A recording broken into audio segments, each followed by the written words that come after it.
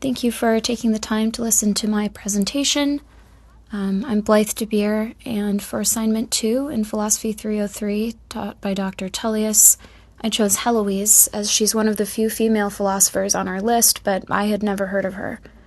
She's had a lasting artistic impact and gives us an invaluable and, in some ways, still very relevant view into love in the 12th century.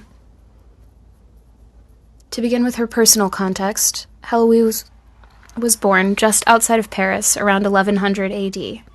She was raised and educated in a convent at Ardoise until her teens. She was already known as a scholastic prodigy when she became the ward of her uncle Fulbert, then the canon of Notre Dame. She wrote poems, plays, and songs which, though they have been lost to time, were popular enough to make her nominatissima throughout Paris. She spoke Latin, Greek, and Hebrew, which was unusual for anyone at that time, but especially for a woman. At some point, around 1115 AD, she met Abelard. Most estimate her to have been between 14 and 18 years old while he was in his 20s. Her famed intellectual prowess caught the eye of a man who was already an established thinker in his own right, and who was looking for a lover or perhaps a partner. Though it is unclear if he was searching for marriage at this time, he described Heloise like this: "Of no mean beauty, she stood out above all by reason of her abundant knowledge of letters. Now this virtue is rare among women, and for that very reason it doubly graced the maiden, and made her the most worthy of renown in the entire kingdom. It was this young girl whom I, after carefully considering all these qualities which are wont to attract lovers, determined to unite with myself in the bonds of love. So distinguished was my name, and I possessed such advantages of youth and comeliness, that no matter what woman I might favor with my love, I dreaded the rejection of none." Who couldn't fall in love with someone so humble? In pursuit of her, Abelard became Heloise's tutor, with her uncle Fulbert allowing him to live with them in exchange for refining Heloise's already prodigious talents. Soon after Abelard's arrival, Heloise reciprocated his affections, and his poems and songs about their relationship made it somewhat of an open secret throughout Paris. Inevitably, Fulbert eventually found out that there wasn't actually a lot of studying going on behind closed doors. Around this time, Heloise also discovered that she was pregnant. In an effort to ease the social stigma and smooth things over with her uncle, Abelard proposed. Heloise turned him down, in part because she didn't want to jeopardize his career, and in part because she didn't want their relationship to become passionless and burdensome. She eventually capitulates on the condition that it remains a secret, and her uncle agrees as long as Heloise continues to live in his house. No sooner are the pair married than Fulbert cannot take the societal heat and tells everyone he can the news. Heloise publicly denies the marriage, further humiliating her uncle, who became cruel and abusive. Abelard helped her to run away to a convent disguised as an unveiled nun to have their son, Astrolabe. He visited her somewhat regularly at the convent, and they continued all aspects of their relationship, with their affection having only grown in adversity. It is while they're apart that Fulbert, in his rage, sends men to Abelard's house one night to deprive him of that part by which he had sinned, quote unquote. Abelard ends up being castrated in his own bed, which is a terrible trauma on so many levels that, understandably, it made him reevaluate the nature of his affections towards Heloise. Medically, the next 6 months would have been a transitional period full of mood swings and upsetting physiological symptoms, though he said that his loss of face bothered him more than the loss of other parts. Abelard, in shame, retired into monastic life to keep writing and teaching, but only did so after convincing now roughly 22-year-old Heloise to don the veil first, entering them both into a permanent vow of celibacy and withdrawing them from wider society. He does later admit his guilt over asking that of her out of selfish possessiveness, but for her part, even years later, Heloise writes in a letter to him that I carried out your orders so implicitly that when I was powerless to oppose you in anything, I found strength at your command to destroy myself. I did more, strange to say, My love rose to such heights of madness that it robbed itself of what it most desired beyond hope of recovery, when immediately at your bidding I changed my clothing, along with my mind, in order to prove you the sole possessor of my of my body and will alike. Abelard maintained his distance from Heloise after this, retreating into his guilt and drastically changing, understandably, his views on sexuality now that he no longer experienced sexual desire. He came to view Heloise as an instrument of sexual temptation that had led him astray, and the castration as a punishment from God. Heloise maintains she still loves him, but must expect nothing. Professionally, however, Abelard continued to be a walking argument, being ousted from various positions due to being too exacting about others' behavior, or too heretical, in this case anti-reformist, in his writings. After Heloise and her nuns are ousted from Argenteuil, they transfer to Abelard's controversially named Paraclet Hermitage, where he leaves to be an abbot somewhere in Brittany. This separation continues until Heloise intercepts a letter that Abelard wrote to a friend of his, detailing their tragic love story in a sort of grandstanding and narcissistic attempt to make a friend feel better about his own tribulations. She writes to Abelard, saying that she saw his handwriting and couldn't help but to read it, and this starts the exchange of some of the most famous works in the epistolary genre. They discuss everything from pastoral guidance to their own deepest desires, critiquing and improving each other's intellectual works, where it is clear Abelard held Heloise's input in the highest regard. Many of these letters melodramatically begin with a reassurance that that letter will be the last and they will move on. Yet, at the same time, one of these contains Heloise's most famous surviving work, her Problemata. This was a series of 42 questions, biblical questions even, in the dialectical tradition. Throughout these writings, she would not renounce their love. Eventually, Heloise became a successful abbess, known for her intellectual rigor, her expansive leadership, and her medical innovation. According to both of their wishes, after Abelard dies, controversial as ever, in fact borderline excommunicated, his body is secretly sent to be buried at Paraclet. Though she survived him by many years, on the 21st of April, 1163, Heloise has herself buried in the same coffin as her darling Abelard, with some reports claiming that his corpse opened its arms for hers. Their tomb still stands today, the marble sculpture of the two holding each other, a landmark in a famous cemetery in Paris. Jim Morrison of The Doors also happens to be buried there. Fun fact. Having covered her personal context, which is so inextricably entangled with understanding her letters, it is also important to address the historical context which impacted her decisions. This was a time of both scholastic and religious upheaval, with the Gregorian reforms shaking the church and arguably the world due to the Crusades. Due to easier to produce paper and trade with the Islamic world, many translated copies of the great works were now widely available, and there were many new intellectual approaches that revitalized might be too strong a word, but certainly altered religious thought. Some scholars have described this as a move from the classically rhetorical to poetry to more purely scripture-based theology, while others have described it as a shift from the rational to the aesthetic to some sort of synthesis of the two. Heloise and Abelard were both champions of the dialectic and devotees of the pagan scholars, believing they provided much-needed rationality to scripture-based theology. At this time, a few highly motivated leaders felt that the Catholic Church had become lackadaisical and corrupt and needed to return to an imagined purer previous state, which would encourage everyone to live as the apostles did. Giles Constable, writing about the Reformation of the 12th century, summarizes their goal as being to monasticize first the clergy by imposing on them a standard of life previously reserved for monks, and then spread this to the entire world. This led to the banning of things that had previously been commonplace, such as clerical marriage, political participation, and real estate deals. Bernard of Clairvaux spearheaded this movement, along with Norbert of Xanten and Bruno of Cologne, who, respectively, founded the Cistercian Premonstratensian and Carthusian religious orders. The idea that you couldn't progress to your potential in the church or gain as much respect for your religious scholarship if you were married was certainly present. Heloise's resistance to the idea of marriage certainly takes on a new dimension in light of this.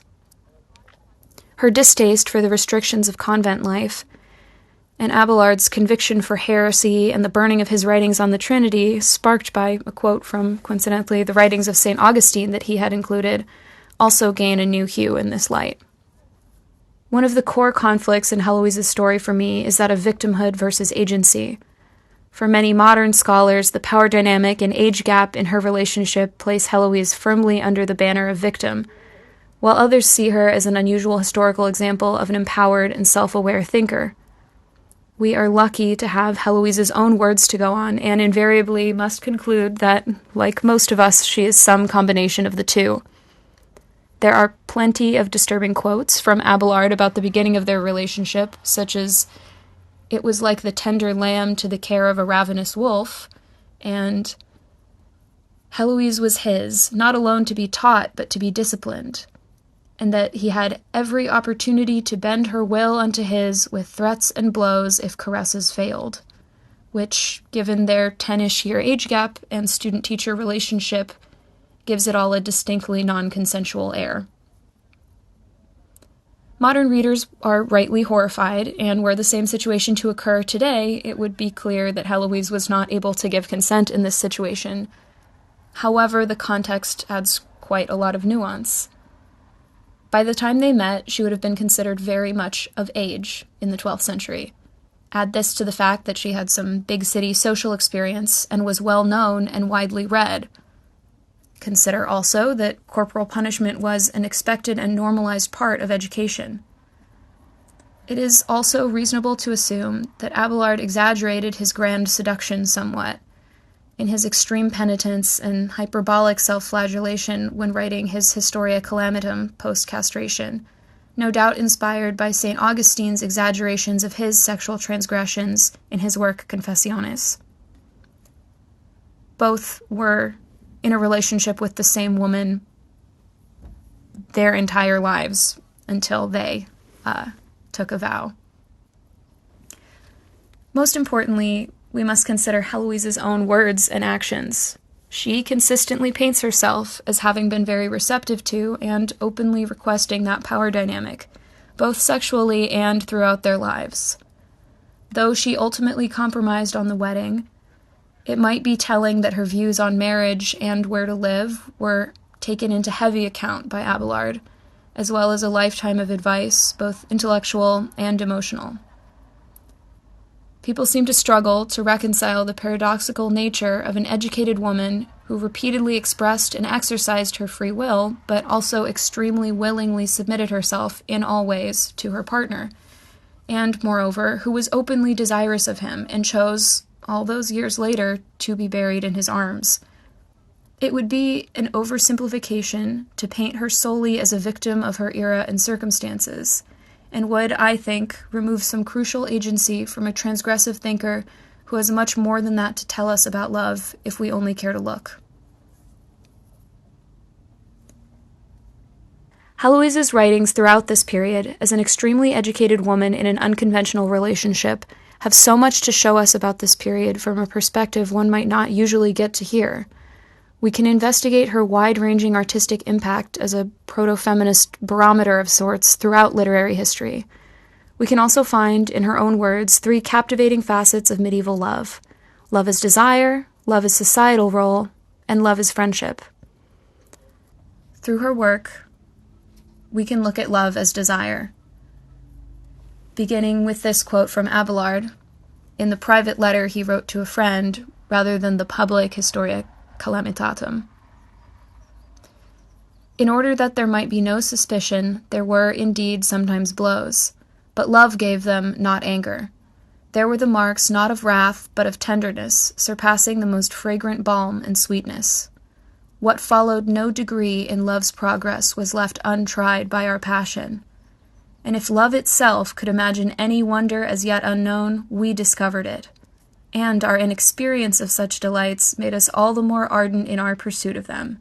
so that our thirst for one another was still unquenched.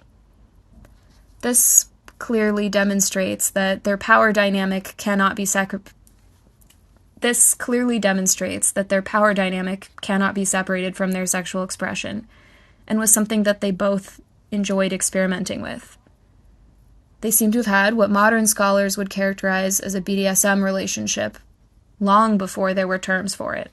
Heloise is a seemingly eager participant in this, and even after his castration, in her letters asks Abelard not just for pastoral guidance, but to continue this power dynamic.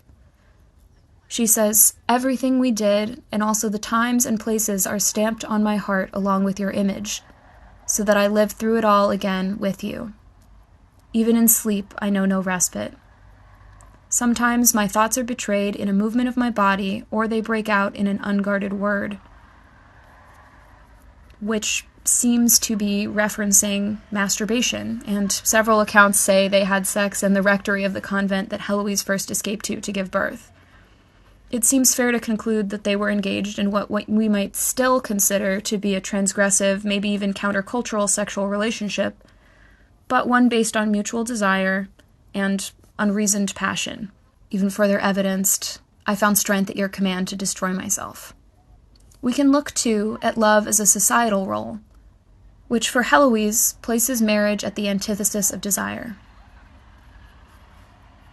There were arguments at the time about sexual desire being sinful even in the context of procreation during wedlock, but it seemed most would agree that marriage was a love of discernment, of reason rather than passion.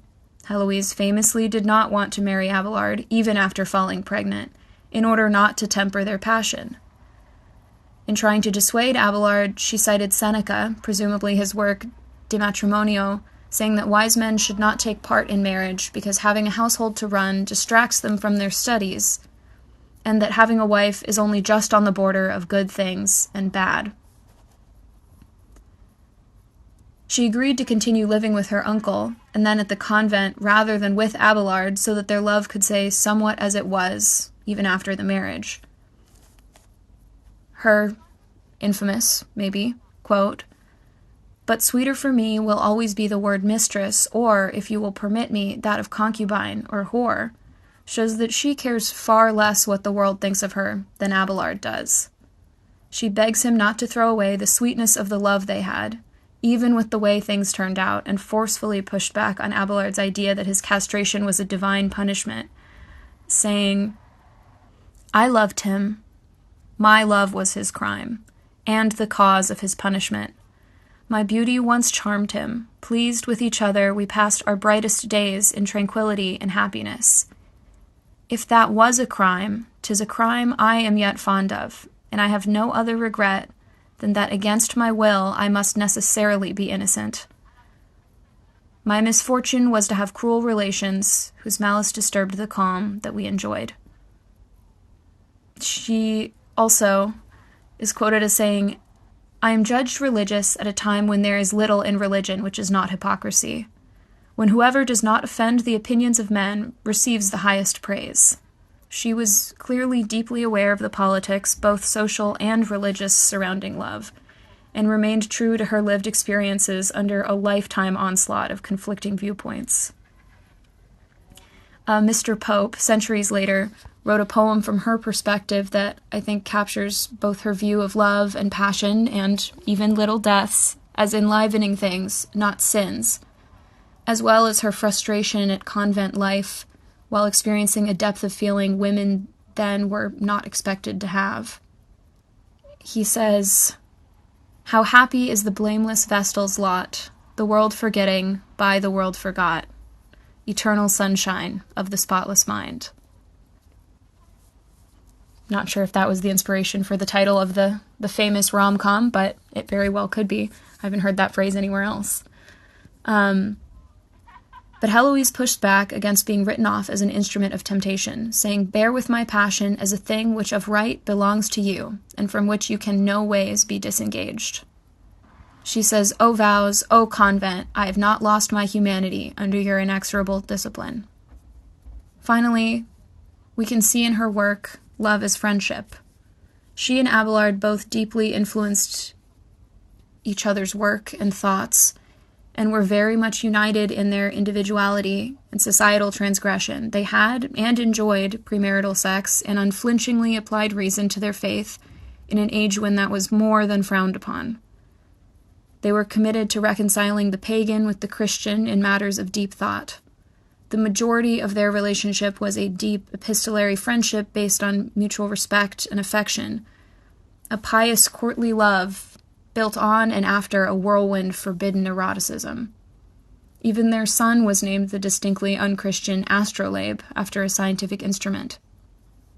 In some ways, it feels as if Heloise is rewriting the role and encouraging Abelard to do the same that Augustine played in his life.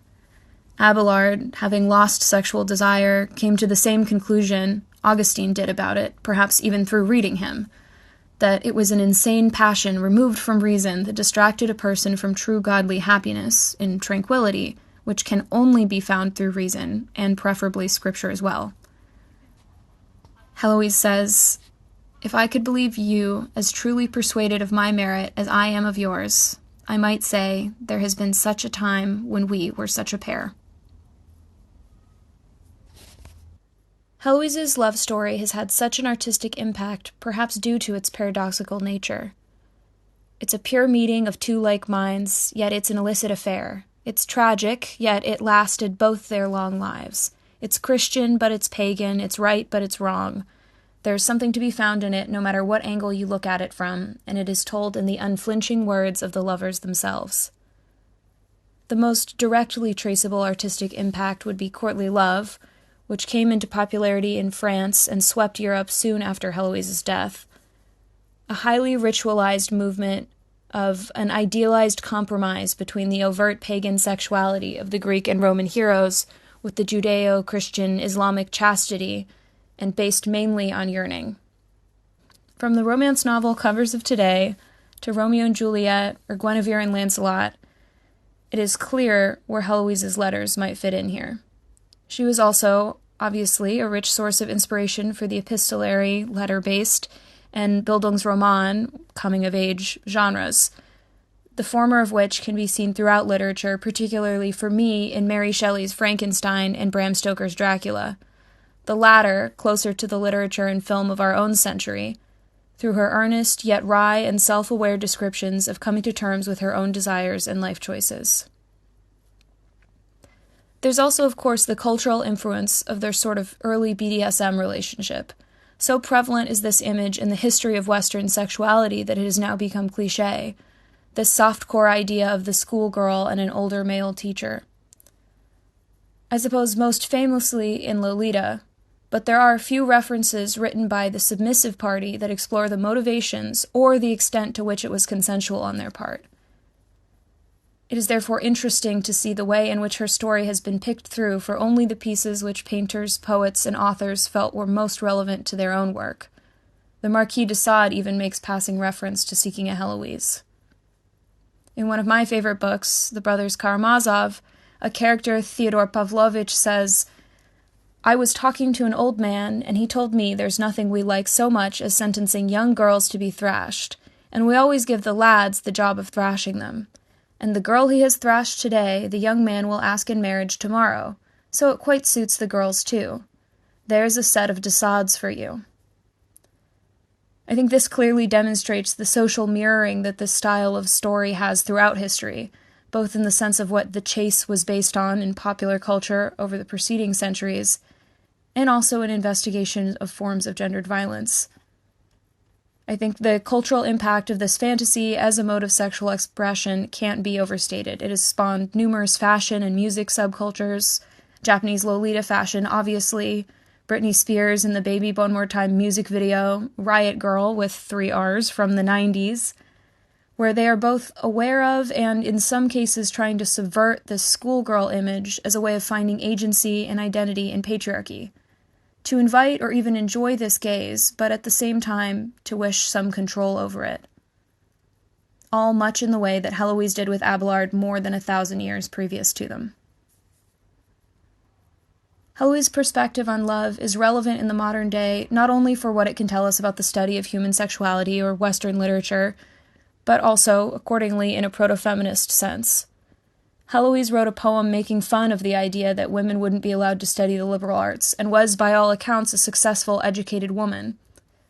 From a third-wave feminist perspective, particularly, known as the sex-positive wave of feminism, she is certainly unflinching about her own sexuality and desires in a complex way that would have been decried by earlier waves, and even other modern feminist scholars, as perpetuating patriarchal victimhood and gendered violence, and there's really no right answer there.